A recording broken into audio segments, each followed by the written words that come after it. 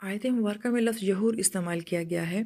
ये हौर का लफ्ज़ जो है इसका एक माना बयान किया जाता है अपने असल की तरफ लौटना, और इसी तरह इसका ये माना भी बयान किया जाता है कि घूम फिर कर वापस पहली जगह पर लौट आना। और आयत ये कहती है कि इंसान ने कभी ये सोचा ही नहीं कि उसने अपनी असल की तरफ लौट जाना है। दुनिया में जितना भी वक्त हम गुजार लें, घूम फिर लें, आखिर हमारी मंजिल जो है वो आखिरत ही है। लेकिन कभी भूल कर भी इंसान के ज़हन में ये ख़्याल नहीं आता, और अगर आता भी है तो वो उसको झटक देता है कि अभी बड़ा वक्त पड़ा है, जब मरेंगे तब देखा जाएगा। क्या यही रवैया पहले था? तो पहले का काफ़िर ये कहता था कि हम बोसीदा हड्डियाँ हो जाएंगे, तो क्या हम दोबारा नई तख्लीक बना दिए जाएंगे? लिहाजा वो ये कहते थे ऐसा नहीं हो सकता। और ये नज़रिया भी हमें मिलता है लोगों का। वो कहते थे कि जी हमें मारने वाला सिर्फ वक्त है, वक्त ही हमें मारता है, और ज़माना ही है जो हमें बोसीदा कर देता है। और कोई ताकत ऐसी नहीं है जो हमें मारती है, लिहाजा हमने किसी और की तरफ लौट कर जाना ही नहीं है। आज का मुसलमान ये नज़रिया तो नहीं रखता कि मुझे वक्त मारता है।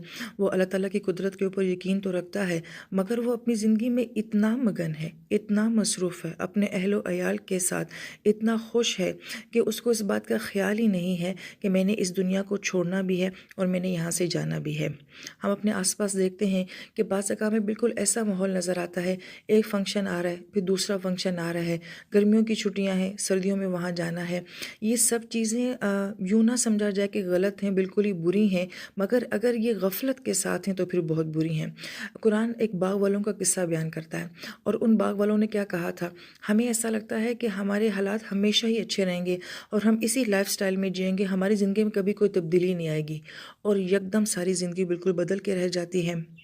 लिहाजा आज का इंसान भी यही सोचता है कि बस मेरी ज़िंदगी यही रहेगी और मेरी ज़िंदगी ने कभी नहीं बदलना। इसी लफ्ज़ से जो है वो लफ्ज़ महवर भी बनता है।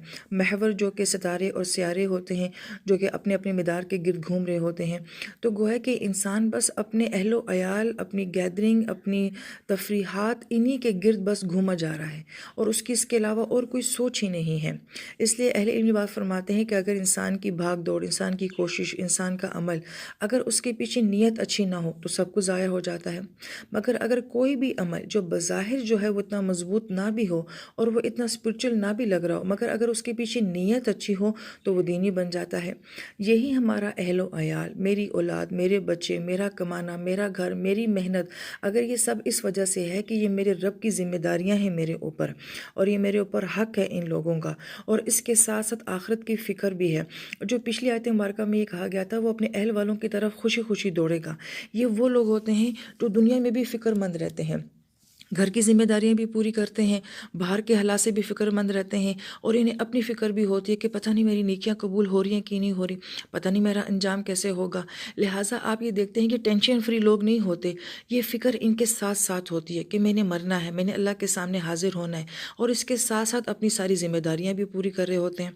हमें से अक्सर लोग ऐसे हैं जो ये सोचते हैं कि मेरी औलाद अगर दीन की राह पे ना लगे, अगर ये नमाजी ना बने, इनका अल्लाह से ताल्लुक़ ना बना, तो क्या होगा? ये कैसे जिएँगे? ईमान की ताकत के बगैर आने वाले हालात का मुकाबला कैसे करेंगे?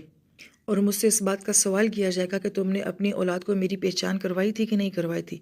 मेरी किताब सिखाई थी कि नहीं सिखाई थी? कितने लोग ऐसे हैं जिनकी ये फ़िक्रें होती हैं, तो वो मुसलसल परेशानी में होते हैं, दुआएँ करते हैं, सजदे करते हैं, नेक लोगों से दुआएँ करवाते हैं, हमारी औलाद के लिए दुआ करें, हमारे शौहर जो हैं वो हिदायत के रास्ते पे आ जाएँ, दुआ कर दें, खुद भी अमल कर रहे हैं, अपनी ज़िम्मेदारियाँ भी पूरी कर रहे हैं, और साथ-साथ अपने अहलो अयाल का ख़्याल भी रख रहे हैं।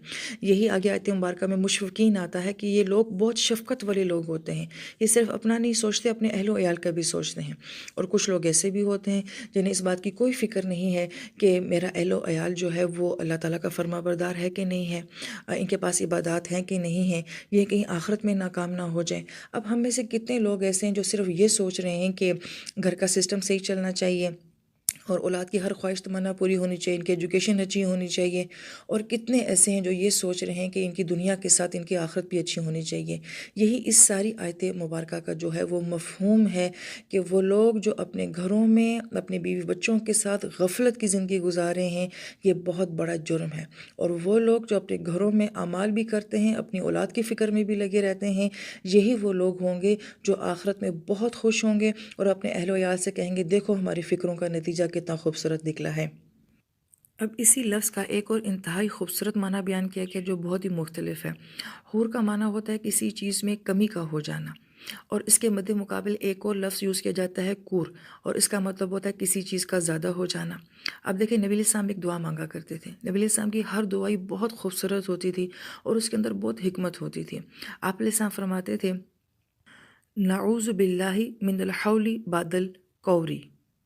اس کا عام فہم ترجمہ کیا جائے تو نبی علیہ السلام فرماتے ہیں اللہ تعالیٰ میں آپ کی پناہ میں آتا ہوں اس بات سے کہ مجھے زیادہ دینے کے بعد کبھی کم نہ کرنا۔ مجھے ایسا لگتا ہے جیسے یہ دعا میں مانگ رہی ہوں کہ ہم میں سے ہر انسان جس کے پاس کوئی بھی نعمت ایسی ہے جو اللہ نے اس کو بہت دے رکھی ہے، وہ یہ کہتا ہے کہ یہ نعمت میری کبھی کم نہ ہو، یہ کبھی مجھ سے چھینے نہیں۔ تو ایک تو ہوتا ہے نا نعمت کا چلے جانا کہ مجھ سے چھنے نہیں، مگر یہ دعا کہہ رہی ہے کہ اللہ تعالیٰ ان نعمتوں میں کبھی کمی بھی نہ آئے۔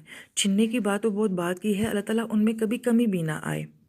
اس کا ایک معنی تو محدثین کرام یہی فرماتے ہیں کہ اللہ نے کسی کو مال دیا ہے، کسی کو ذہانت دی ہے، کسی کو اچھے بولنے کی صلاحیت دی ہے، کوئی کام ایسا ہے جو اس کے اندر خاص سکل ہے، وہ اس کو بڑے اچھے طریقے سے کرتا ہے، اس کا گھر بہت خوبصورت ہے، اس کی اولاد بہت پیاری ہے، بہت قابل ہے، بہت ساری باتیں جتنی بھی گہرائی میں آپ چلے جائیں تو انسان یہ دعا کرتا ہے کہ اللہ تعالیٰ یہ سب میری نعمتیں ہیں جو آپ نے مجھے دی ہیں، اللہ تعالیٰ ان میں کبھی کمی نہ کرنا، جیسی یہ ہیں یہ ایسی ہی رہیں۔ تو بہت ساری چیزیں ایسی ہیں جن کے بارے میں ہم یہ چاہتے ہیں کہ اللہ تعالیٰ کہ ان میں کبھی کوئی کمی نہیں آنی چاہیے، زیادہ بے شک ہو جائے مگر یہ کبھی کم نہ ہو۔ مثلاً ایک جوانی کو ہی لے لیں، ہمیں سے کوئی نہیں چاہتا کہ ہماری جوانی جو ہے وہ ڈھلے، لیکن وقت اس کو ڈھالتا ضرور ہے، مگر دعاؤں کے اثرات ہوتے ہیں کہ ہم لوگ بعض لوگوں کو دیکھتے ہیں کہ بہت دیر تک ان کی عمروں میں ان کی صحتوں کی بڑی برکتیں رہتی ہیں۔ تو گویا کہ اس دعا کو جس انداز جس سوچ کے ساتھ بھی مانگا جائے تو بہت گہری دعا ہے۔ اور بعض اہل علم نے اس کو یوں بھی بیان کیا ہے کہ بعض اوقات ایسا کہ نعمتوں میں کمی نہ آئے، جب انسان کے حالات بدلتے ہیں تو لازم بات ہے کہ ایک نئی جگہ میں ایک ایڈجسٹ ہونا انسان کے لیے بہت مشکل ہوتا ہے۔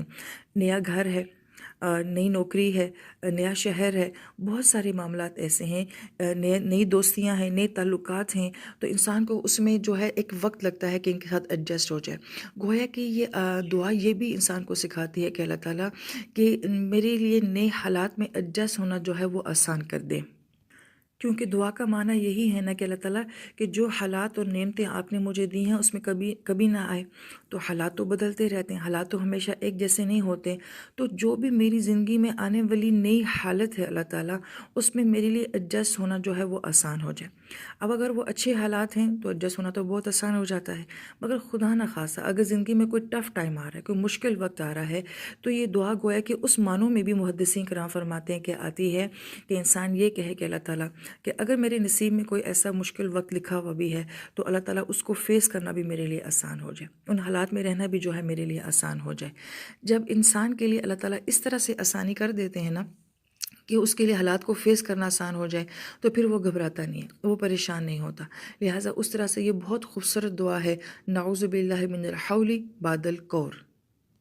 اور جو آخری آیت مبارکہ ہے اس پیراگراف کی کہ بے شک تمہارا رب جو ہے وہ تمہیں دیکھ رہا تھا۔ اب ایک بصرہ کا مطلب بھی دیکھنا ہوتا ہے اور بصیر کا مطلب بھی دیکھنا ہوتا ہے، مگر دونوں کے دیکھنے میں بہت فرق ہے۔ جیسے ہم اردو زبان میں استعمال کرتے ہیں کہ بصارت نہیں بلکہ بصیرت سے کام لو، میں یہ بات بصارت سے نہیں کہہ رہا بلکہ اپنی بصیرت سے کہہ رہا ہوں، اپنے فہم سے کہہ رہا ہوں، اپنے وجدان سے کہہ رہا ہوں۔ اب یہاں پہ اللہ پاک فرما رہے ہیں کہ تمہارا رب جو ہے تمہارے لیے بصیر تھا، انسان کا لمحہ لمحہ دیکھا جا رہا ہے، انسان کا ہر ہر عمل جو ہے وہ دیکھا جا رہا ہے، اس کی نیتیں اس کی سوچ تک جو ہیں وہ پڑھی جا رہی ہیں۔